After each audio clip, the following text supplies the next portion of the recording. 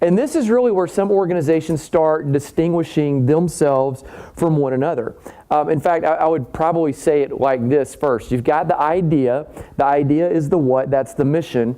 The vision is the how. That's really when they start putting that mission, putting that idea into action. You're moving really from an idea to an implementation of the idea. Does that make sense?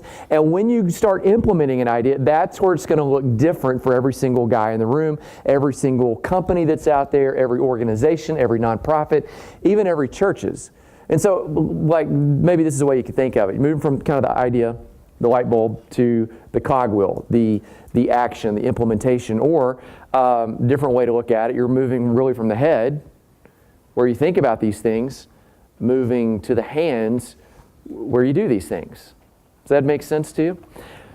This is the distinguishing factor. A lot of companies actually have the same or almost the same mission statement. Amazon and Nordstrom have an almost identical mission statement. It's to provide excellent customer service. What's the difference between Amazon and Nordstrom? Okay, Amazon has a storefront, yes or no? No. Nordstrom has a big online presence, yes or no?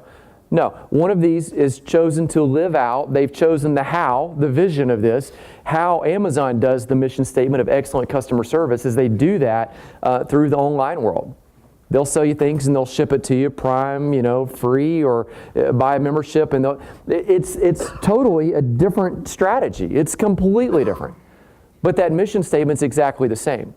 Do you see what I'm saying? This is really why I think, but let's just maybe kind of get like faith on it. Some of you boomeranged out of the church when you left high school or college, and then when you got to be about 30 or 35 and you had kids and you start kind of getting to adult world, you boomeranged right back in. But you boomeranged into a different kind of church than what you grew up in. They believe the same things and they teach the same things, but they look very different and they act very different. Most churches fundamentally that are Christian distinguish themselves not on the what that they do, but on how they do it.